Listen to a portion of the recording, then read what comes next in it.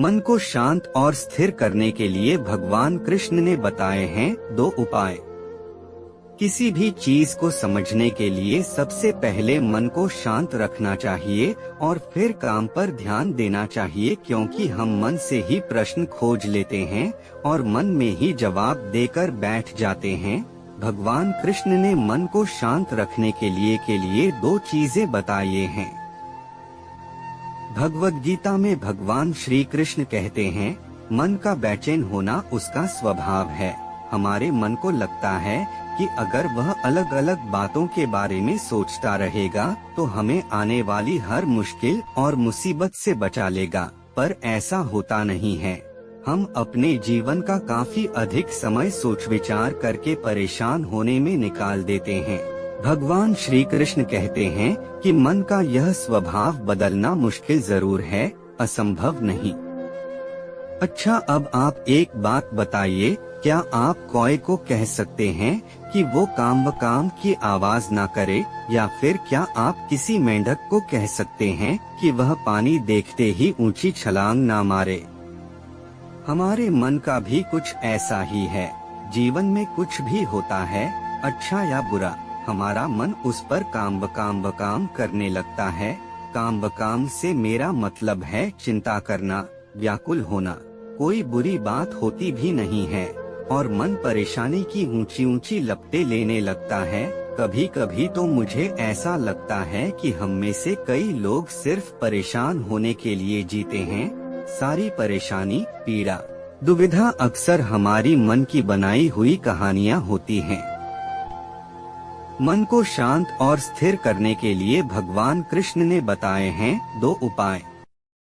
किसी भी चीज को समझने के लिए सबसे पहले मन को शांत रखना चाहिए और फिर काम पर ध्यान देना चाहिए, क्योंकि हम मन से ही प्रश्न खोज लेते हैं और मन में ही जवाब देकर बैठ जाते हैं। भगवान कृष्ण ने मन को शांत रखने के लिए 2 चीजें बताई हैं।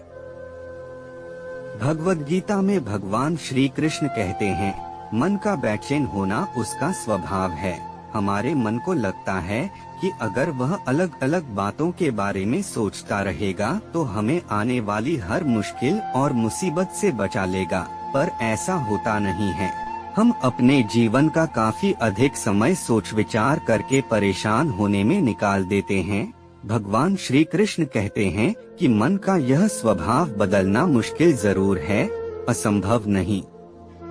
अच्छा, अब आप एक बात बताइए, क्या आप कौए को कह सकते हैं कि वो काम व काम की आवाज ना करे, या फिर क्या आप किसी मेंढक को कह सकते हैं कि वह पानी देखते ही ऊंची छलांग ना मारे?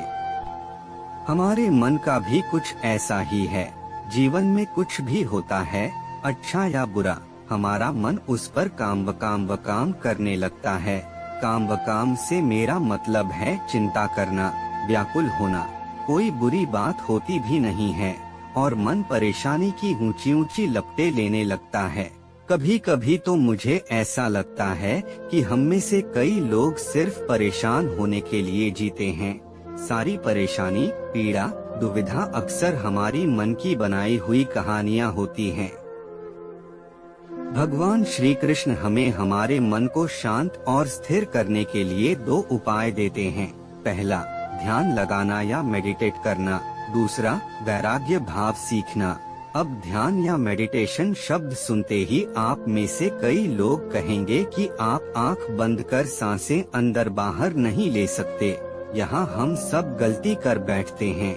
मेडिटेशन या ध्यान का मतलब सिर्फ आंख बंद कर बैठना नहीं होता।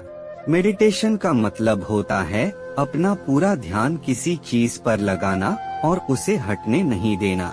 अगर आप रोटी बना रहे हैं तो सिर्फ उस बात पर ध्यान दीजिए। अगर आप पिक्चर देख रहे हैं तो अपना पूरा ध्यान पिक्चर पर लगाएं। यह मत सोचिए कि पिक्चर देखकर आप अपना कितना वक्त बर्बाद कर रहे हैं। जब आप जीवन के हर छोटे बड़े काम को पूरे ध्यान से करते हैं तो आपका जीवन ही एक मेडिटेशन बन जाता है। ऐसे जीवन में शांति, स्थिरता, साहस और सफलता का होना अनिवार्य है। वैराग्य भाव दूसरा उपाय। वैराग्य का अर्थ यह नहीं कि आप सब कुछ छोड़कर जंगल में जाकर बैठ जाएं। वैराग्य का सच्चा अर्थ है कि आप जो काम कर रहे हैं उसका क्या नतीजा या रिजल्ट निकलेगा उसकी चिंता ना करें। जैसे अगर आपने कोई इंटरव्यू दिया, आप यह कर सकते हैं कि पूरे मन से तैयारी करें और अपना बेस्ट देकर आ जाएं। वह नौकरी मिलना या ना मिलना आपके हाथ में नहीं है। इस नतीजे के पीछे अलग अलग चीजें हैं जो आपके बिल्कुल कंट्रोल में नहीं। तो जिस चीज के बारे में आप कुछ कर नहीं सकते उसके बारे में चिंता भी ना करें। यही वैराग्य का सच्चा मतलब होता है। और यही है भगवान श्री कृष्ण का दूसरा उपाय मन को चिंता की लपटों से बचाने का।